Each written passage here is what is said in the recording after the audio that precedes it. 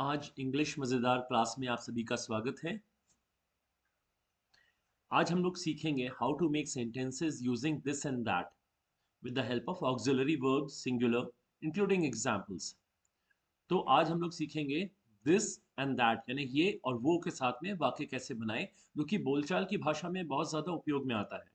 इसमें सहायक क्रियाओं का उपयोग कैसे होगा, बदलते हुए टेंसेस यानी काल यानी वर्तमान काल, भविष्य काल, भूतकाल में सहायक क्रियाएं बदल जाती हैं, उनका हम कैसे इस्तेमाल करेंगे, ये आज के क्लास में हम लोग सीखने वाले हैं। ध्यान रखिएगा, दिस एंड दैट का उपयोग हमेशा एक वचन के लिए होता है।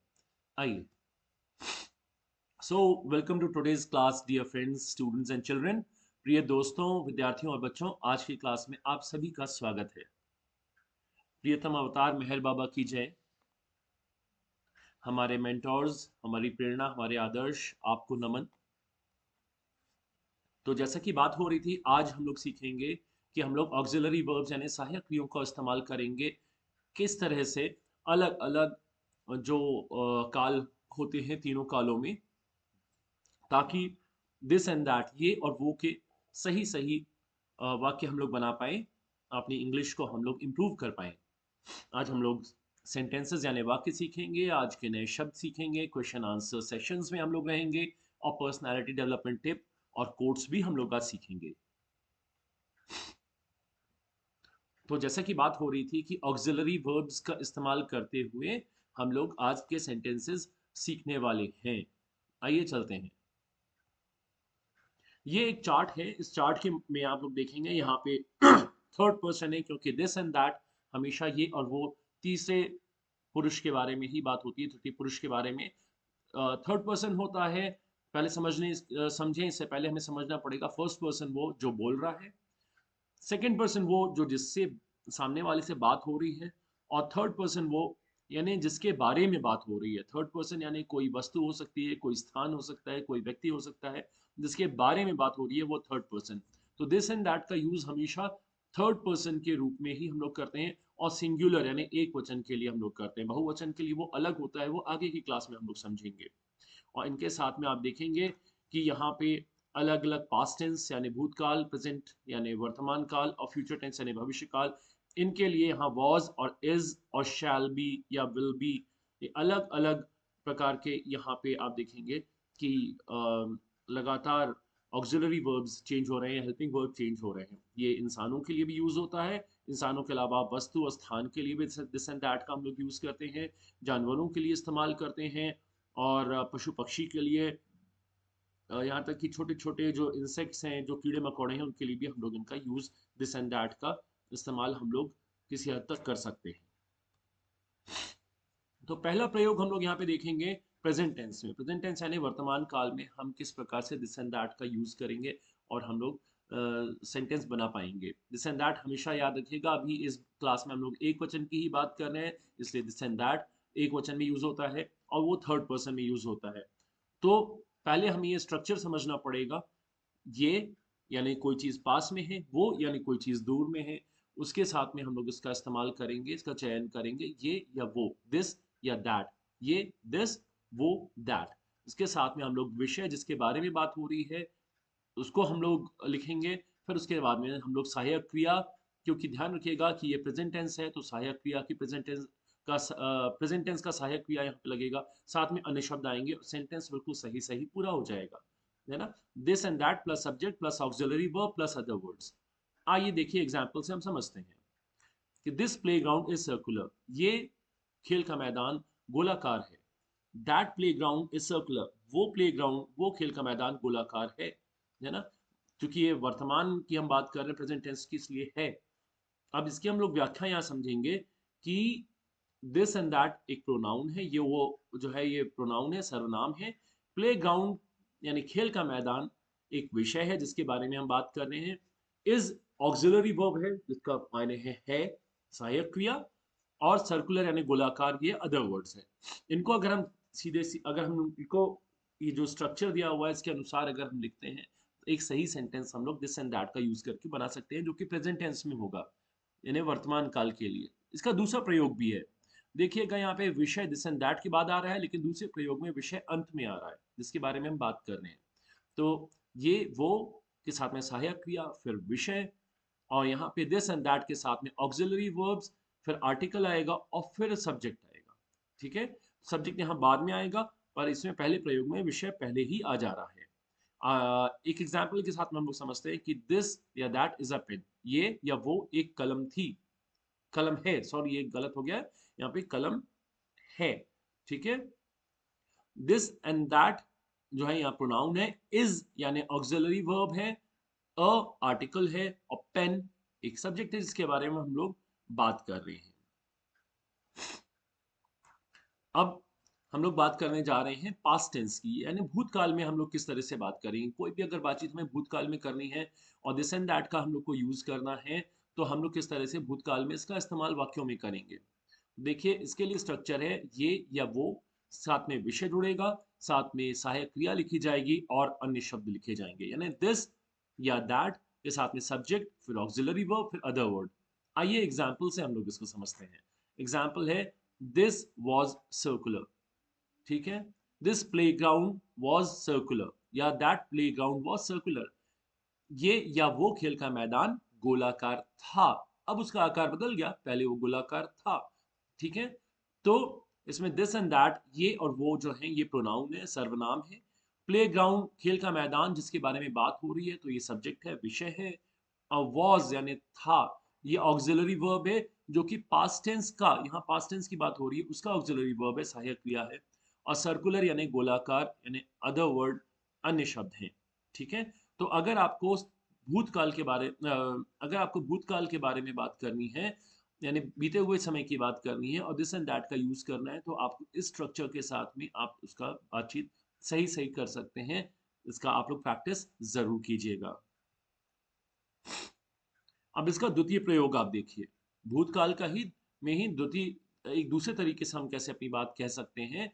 तो उसको कहने का तरीका है, स्ट्रक्चर से हम समझते हैं, आइए। This and that plus auxiliary verb plus article plus subject, इसमें सब्जेक्ट लास्ट में आ रहा है। देखिए यहाँ सब्जेक्ट पहले प्रयोग में बीच में आता है दिस एंड दैट के बाद में, दूसरे प्रयोग में हम सब्जेक्ट को लास्ट में लिखते हैं, बाद में लिखते हैं सेंटेंस के। तो दिस वॉज अ पेन, ये एक पेन था, एक कलम थी। दैट वॉज अ पेन, वो एक कलम थी। दिस एंड दैट जो है वो प्रोनाउन सर्वनाम है। वॉज क्योंकि पास्ट टेंस की बात हो रही है, उसका ऑक्सिलरी वर्ब वॉज है, था सहायक क्रिया है। अ एक आर्टिकल है ना, ए एंड द। ठीक है, तो यहाँ पे अ यानी एक, और पेन, पेन यानी कलम, जिसके बारे में बात हो रही है। देखिए ए ई आई ओ यू जो होते हैं वो वॉवल्स होते हैं, या वॉवल जैसे उच्चारण वाले शब्द होते हैं उनके साथ में एन लगता है। इसके अलावा सभी अक्षरों के साथ में जो भी शब्द शुरू होता है उनमें अ लगता है। अ यानी कोई भी एक, द यानी कोई विशेष, एंड वॉवल्स या वॉवल जैसे साउंड के साथ में शुरू होने वाले शब्द हैं, उनके साथ लगता है। इसके बारे में एक अलग से क्लास करेंगे, शुरुआती क्लासों में हालांकि इसके बारे में हम लोगों ने बातें करी हैं। ठीक है, तो ये है सेकेंड यूज। अब हम लोग आगे देखते हैं, ये आ गया अब पहला प्रयोग फ्यूचर टेंस के साथ में, यानी भविष्य में अगर हमें बातें करनी है, दिस एंड दैट के साथ में भविष्य की कोई बात करनी है, तो हम लोग इन स्ट्रक्चर्स का यूज करेंगे, यानी ये या वो, साथ में विषय, साथ में सहायक क्रिया और अन्य शब्द। यानी दिस या दैट का यूज करेंगे, उसमें आगे सब्जेक्ट जिसके बारे में हम बात कर रहे हैं, फिर ऑक्सिलरी वर्ब और फिर अदर वर्ड। ठीक है, तो इनके साथ में हम लोग अपनी बात यहाँ पे कहने की कोशिश करेंगे, राइट, और सही सही वाक्य हम लोग यहाँ पे बना पाएंगे। जैसे एग्जाम्पल समझते हैं, दिस प्लेग्राउंड या that playground will shall be circular. वो या यह या ये या वो खेल का मैदान गोलाकार, शायद गोलाकार होगा। शैल जब भी हम लोग, विल यानी हम लोग पक्का होता है ना कि हाँ ऐसा ही होगा भविष्य में, भविष्य के बारे में पक्का कह पाना मुश्किल होता है। तो जब भी अगर पक्का कहना हो तो विल का इस्तेमाल करिए, और शैल का इस्तेमाल तब करिए जबकि संभावना आपको मालूम नहीं है कि पक्का होगा कि नहीं होगा, शायद होगा, तो फिर शैल का इस्तेमाल करना ठीक रहता है। तो शैल बी साथ में इसमें बी भी लगेगा। तो व्याख्या करते हैं इसकी, दिस एंड दैट सर्वनाम है, प्रोनाउन है, प्ले ग्राउंड खेल का मैदान विषय है जिसके बारे में हम बात कर रहे हैं। ठीक है, एंड विल या शैल बी दोनों में से कोई एक इस्तेमाल होगा, होगा या शायद होगा। ये ऑक्सिलरी वर्ब है यानी सहायक क्रिया है, और सर्कुलर यानी गोलाकार, ये अन्य शब्द है। ठीक है, और इसके साथ में आप देखेंगे कि विल शैल बी, क्योंकि ये फ्यूचर टेंस का ऑक्सिलरी वर्ब है, यही बताता है कि हम भविष्य भविष्य की बात कर रहे हैं, हम भूतकाल की बात नहीं कर रहे हैं, हम वर्तमान की बात नहीं कर रहे हैं, हम भविष्य की बात कर रहे हैं। ठीक है, तो इसके साथ में ये हम इस्तेमाल करेंगे और सही सही वाक्य बना पाएंगे। इसका सेकंड यूज देखिए, सेकंड यूज में हमेशा सब्जेक्ट अंतिम में इस्तेमाल हो रहा है। देखिए, इसका समझने की कोशिश करते हैं। ये वो के साथ में सहायक क्रिया, फिर एक आर्टिकल आएगा और इसमें विषय आ जाएगा। जो द्वितीय प्रयोग है इसमें एक आर्टिकल भी साथ में आ जाता है, दिस या फिर दैट, साथ में ऑक्सिलरी वर्ब, फिर आर्टिकल, फिर सब्जेक्ट, है ना। हम लोग बात कर रहे हैं दिस एंड दैट का यूज, और ये भविष्य में हम लोग किस, अगर भविष्य की बात करनी है दिस एंड दैट का यूज करके, तो हम किस तरह से इस्तेमाल करेंगे, ये हम इस स्लाइड में सीखने की कोशिश कर रहे हैं। ठीक है, इसमें देखिए, आइए हम लोग एक एग्जाम्पल समझते हैं। This shall be a pen, that will या shall be a pen, this will या शैल बी अ पेन, या वो कलम होगी या शायद कलम होगी। ठीक है, वो शायद कलम होगा, हमें नहीं मालूम कि वो क्या है, तो शायद कलम होगी, है ना, या ये कलम होगी, हमें मालूम है कि ये कलम ही होगी। तो इसमें दिस एंड दैट जो है वो सर्वनाम है, प्रोनाउन है। विल शैल बी यानी ऑक्सिलरी वर्ब है, सहायक क्रिया है, और अ यानी एक आर्टिकल है, पेन जिसके बारे में बात हो रही है, तो इसलिए वो विषय है। तो ध्यान दीजिएगा यहाँ पे कि विल और शैल बी फ्यूचर टेंस के लिए यूज होता है। ठीक है, इसके साथ में आप अगर ये बनाएंगे विषय, एक पूरा कंप्लीट सेंटेंस, तो एकदम सही होगा। ये सेकंड यूज है। फर्स्ट यूज में दोबारा से हम आपको बताने की कोशिश कर रहे हैं कि विषय बीच में आता है दिस एंड दैट के बाद में, और दूसरा तरीका है कि जिसमें विषय अंत में आता है। दोनों ही तरीके सही हैं, दोनों ही तरीके से आप बातचीत यहाँ पे कर सकते हैं, अपनी बात लिख सकते हैं, पढ़ सकते हैं, बोल सकते हैं। आइए, आज सेंटेंसेस ऑफ द डे।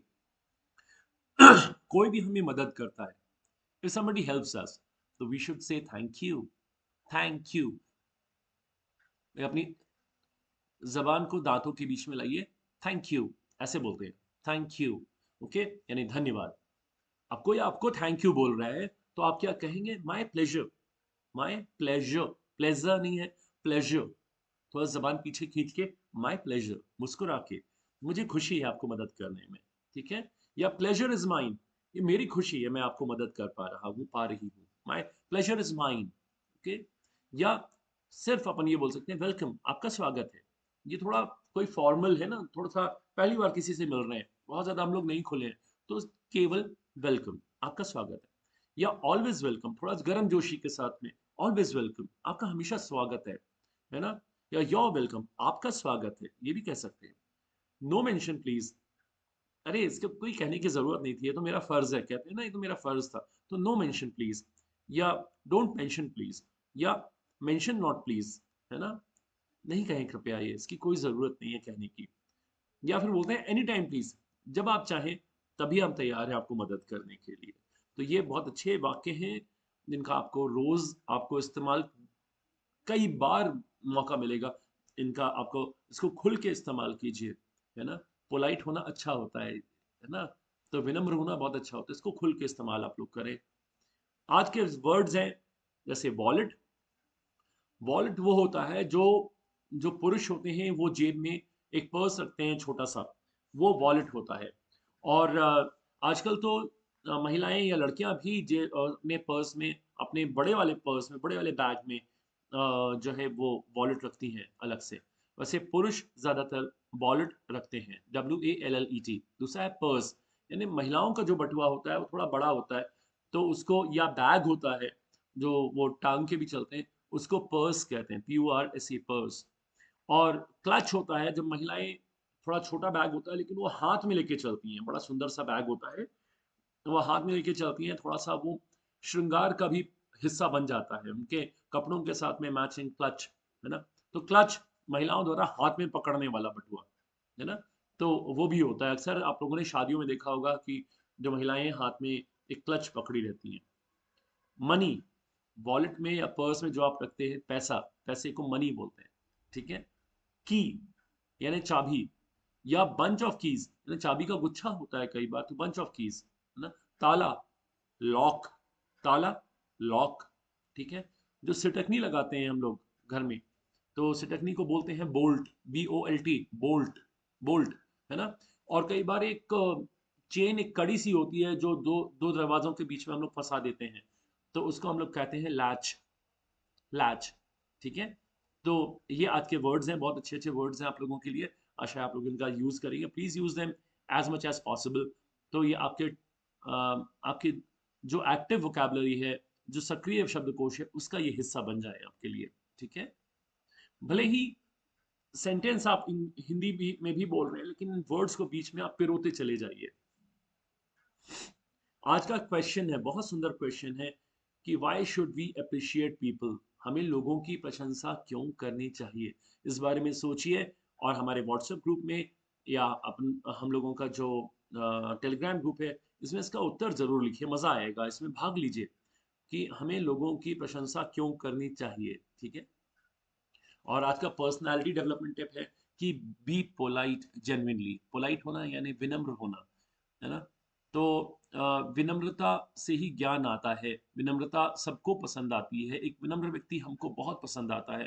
तो आप चाहते हैं लोग आपको प्रेम करें, आपको स्नेह करें, आपको पसंद करें, तो विनम्र रहिए, विनम्रता के साथ में उससे आप बातचीत कीजिए, देखिएगा सब आपको पसंद करेंगे। क्योंकि नीचे एक ये देखिए कोट क्या लिखा हुआ है कि politeness is an expensiveness way of making friends, ठीक है ना। ये पोलाइटनेस जो है वो एक बहुत अच्छा तरीका है लोगों को दोस्त बनाने के लिए, क्योंकि सब उसको पोलाइटनेस को पसंद करते हैं। ये विलियम फेदर है, एक अमेरिकन राइटर, उन्होंने कहा है कि पोलाइटनेस सबको पसंद आती है।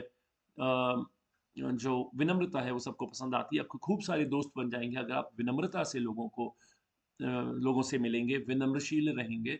तो प्लीज विनम्रता ओढ़िए नहीं, दिल से विनम्र हो जाइए लोगों से, लोग आपको हाथों हाथ लेंगे। So thank you for being in the class. अगली क्लास में हम लोग जो है वो ऑक्सिलरी वर्ब्स यानी सहायक क्रिया बहुवचन में कैसे यूज होती है, इसके बारे में हम लोग जानने की कोशिश करेंगे। क्वेश्चन आंसर सेशन होगा, फ्रेजेस और सेंटेंसेस होंगे, वर्ड्स होंगे, और पर्सनालिटी डेवलपमेंट के साथ में कोड्स भी होंगे। तो अगली क्लास में हम लोग फिर मिलते हैं। अ, बच्चों और विद्यार्थियों और दोस्तों, बहुत बहुत धन्यवाद। Thank you so much for being in the class. I hope you must have enjoyed the class, and इसी तरह से आप लोग उत्साहपूर्वक क्लास में जुड़े रहिए, और जैसे जैसे वक्त मिलेगा क्लासेस हम लोग बढ़ाते चलेंगे, और आपको ग्रुप्स में हम इसका नोटिस भी देते रहेंगे। सो एनीथिंग फॉर यू, जो भी हम आपके लिए कर सकेंगे हमें खुशी होगी। जय बिलवर्ड अवतार मेहर बाबा, अवतार मेहर बाबा की जय हो।